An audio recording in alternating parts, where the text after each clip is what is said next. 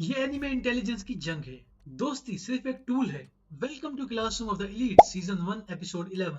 तो इस एपिसोड की शुरुआत में हम देखते हैं कि क्लास डी एक सीरियस इशू फेस कर रही है, जिस पे एक लड़की कहती है कि हमें लड़कों का एरिया अलग करना चाहिए।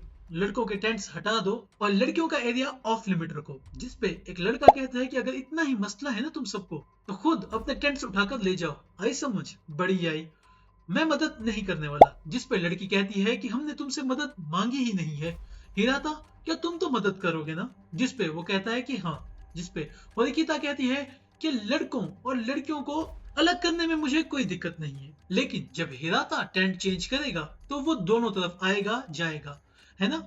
जिस पे कारोइजावा कहती है कि इसमें क्या है। जिस पे होरिकिता कहती है कि मैं हिराता पे भी क्यों यकीन करूं, मुझे तो इस पे भी यकीन नहीं है ये जो वीडियो देख रहा है कि ये इस चैनल को सब्सक्राइब भी करेगा या नहीं। जिस पे कारोइजावा कहती है कि हिराता ऐसा नहीं है और ये भी सब्सक्राइब जरूर करेगा। करोगे ना? जिस पे होरिकिता कहती है कि है तो वो भी एक लड़का ना, तो कैसे और किस पे यकीन करें।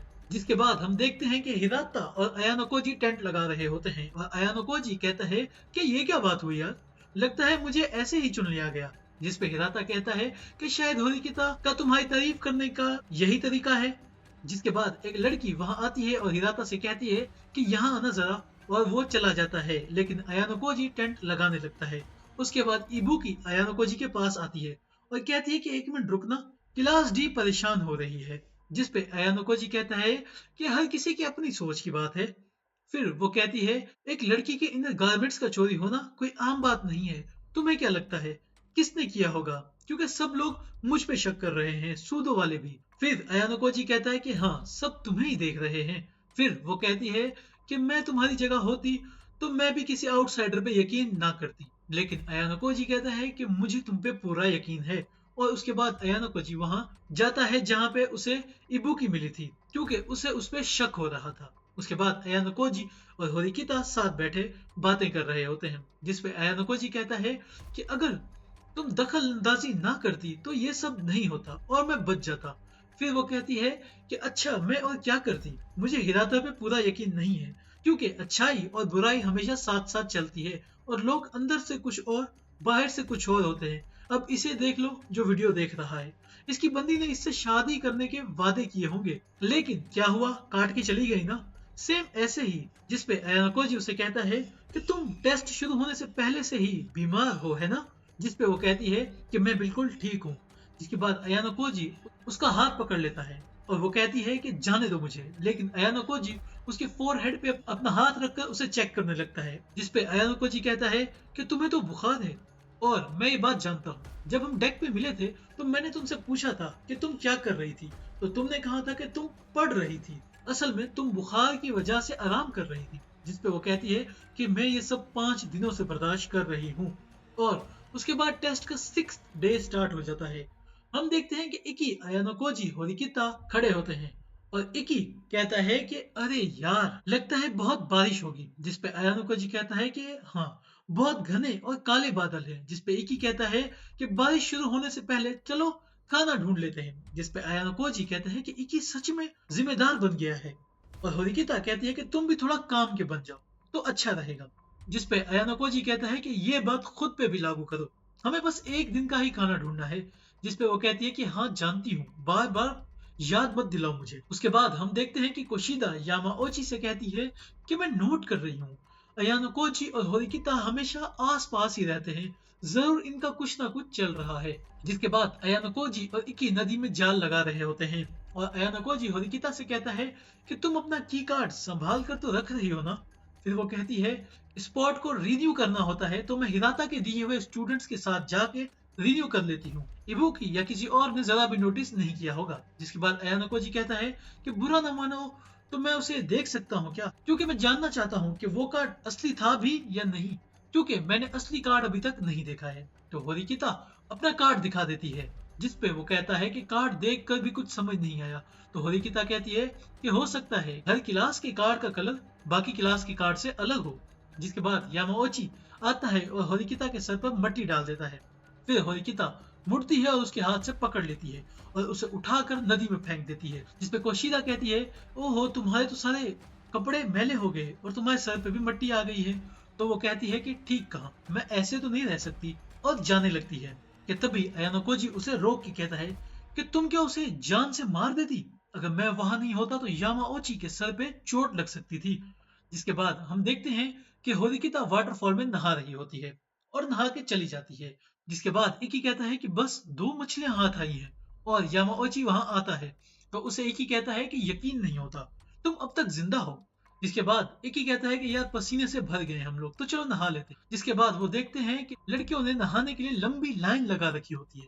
जिसके बाद इबुकी आगे कोशिदा से कुछ कहती है और अयानो कोजी भी ये सब देख रहा होता है। जिसके बाद होरिकिता अयानो कोजी के पास आती है और कहती है कि अयानो कोजी, क्या तुम मेरे साथ चलोगे प्लीज? जिस पे अयानो कोजी कहता है कि हाँ।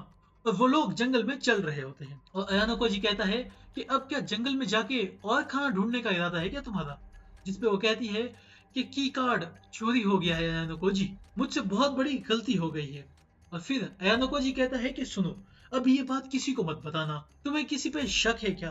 फिर वो कहती है कि मुझे 2 लोगों पे शक है, कारोइजावा और इबुकी। फिर अयानो कोजी कहता है कि तुम्हारा कारोइजावा के साथ इतना खराब रिश्ता क्यों है? और कहता है कि कारोइजावा ने नहीं चुराया। जिस पे होरिकिता कहती है कि क्या तुम श्योर हो? जिस पे वो कहता है कि हाँ, क्योंकि कारोइजावा पूरा टाइम शावर के पास थी। और रही बात इबुकी की, तो सबसे बड़ा मसला तब होगा अगर वो की कार्ड लेकर भाग गई हो। जिस पे होरिकिता कहती है कि तुम जाओ, मैं थोड़ी देर बाद में आती हूँ। फिर अयानो कोजी जाने लगता है और सोचता है कि ये बहुत गलत है, वो शायद खुद को कोस रही होगी, और चला जाता है। फिर हम देखते हैं कि कैंप में बहुत सारी आग लग जाती है। सूदो और हिराता उसे बुझाने की कोशिश कर रहे होते हैं कि तभी होरिकिता भी वहां भागती हुई आ जाती है और वो देखती है कि इबुकी वहीं पर खड़ी हुई है। तो वो सोचती है तो इसका इसमें कोई हाथ नहीं है। जिसके बाद वो भी आग बुझाने लगती है और उस आग में टेस्ट मैनुअल जल रहा होता है। गिराता कहता है कि ये हरकत आखिर कौन कर सकता है। फिर इकी वहां पे फायर एक्सटिंग्विशर लेकर आता है और आग को बुझा देता है। इसके बाद सब लड़कियां लड़कों पे शक कर रही होती हैं कि हमारी क्लास में कोई गद्दार है। जिस पे एक ही कहता है कि ये पैंटी चोरी करने वाला मामला नहीं बल्कि सीरियस है। जिस पे वो सब लड़ने लगते हैं और एक दूसरे पे इल्जाम लगा रहे होते हैं। फिर कोशिदा भागती हुई वहां पे आती है और कहती है कि इबुकी यहाँ पे नहीं है। जिस पे कारोइजावा कहती है कि अभी तो यहीं पर थी। जिस पे सूदो कहता है कि मैं जानता था कि वो ही गद्दार है, उस पर यकीन नहीं करना चाहिए था। लेकिन हिराता सैड हो जाता है और कहता है कि मैंने कभी किसी के साथ बुरा नहीं किया, तो कोई मेरे साथ ऐसा क्यों करेगा? जिस पे अयानुकोजी उसे समझाने लगता है कि इट्स ओके, कपड़े बाहर टंगे हुए हैं और बारिश हो रही है, तो सब लोग अपने काम काजों में लग जाते हैं और कपड़ों को कुछ अंदर करने लगते हैं। उसके बाद अयानुकोजी जंगल की तरफ जाने लगता है और उसे अपने बचपन के फ्लैशबैक्स आने लगते हैं। पहले फ्लैशबैक में तो वो क्लासरूम में बैठा होता है बहुत सारे स्टूडेंट्स के साथ, लेकिन फिर जैसे फ्लैशबैक आगे जाते जाते हैं आहिस्ता आहिस्ता बच्चे कम होते जाते हैं और अंत में बस वही अकेला बच जाता है। इसके बाद हम देखते हैं कि होरिकिता इबुकी के पीछे भाग रही होती है और कहती है कि वो ज्यादा दूर नहीं गई होगी। फिर वो उसे ढूंढ लेती है। जिस पे होरिकिता इबुकी से कहती है कि पहले तो अंडरवेयर चुराया और अब इस आग का तमाशा किया। जिस पे इबुकी कहती है कि मेरे खिलाफ कोई प्रूफ है क्या? जिस पे होरिकिता कहती है कि जो मेरा है मुझे वापस लौटा दो। जिसके बाद इबुकी बैग नीचे रख देती है और कहती है कि जो चाहिए ले लो। और जब होरिकिता बैग उठाने के लिए झुकती है तो वो उसे लात मार देती है, लेकिन होरिकिता बच जाती है और कहती है कि वायलेंस का मतलब है डिस्क्वालीफाई, और वो दोनों लड़ने लगते हैं। लेकिन फिर वो होरिकिता को नीचे गिरा देती है क्योंकि होरिकिता की तबीयत ठीक नहीं थी और ऊपर से बारिश भी हो रही थी और बारिश का पानी ठंडा भी बहुत था। और इबुकी कहती है कि ये तुम्हारी मेहनत का इनाम है, ये की कार्ड मैंने ही चुराया था। फिर होरिकिता कहती है कि तुमने मुझे मारा, मतलब डिस्क्वालीफाई। जिस पे वो कहती है कि क्या प्रूफ है कि मैंने ही तुम्हें मारा है? जिस पे होरिकिता कहती है कि कार्ड आ जाए मेरे पास तो प्रूफ भी आ जाएगा। उसके बाद वो दोनों दोबारा से लड़ने लगते हैं, लेकिन इस बार होरिकिता फाइट को एनालाइज करते हुए पहले उसका हार्ट डैमेज करती है और फिर उसे नीचे गिरा देती है। जिस पे वो कहती है कि तुम भी उसके साथ मिली हुई हो, इसीलिए मैंने घुमा फिरा के बात की। जिस पे होरिकिता अयानुकोजी के बारे में सोचने लगती है और तभी इबुकी खड़ी होती है और होरिकिता पे हमला करने लगती है और उसे नीचे गिरा देती है और कहती है कि सॉरी, मुझे जाना होगा।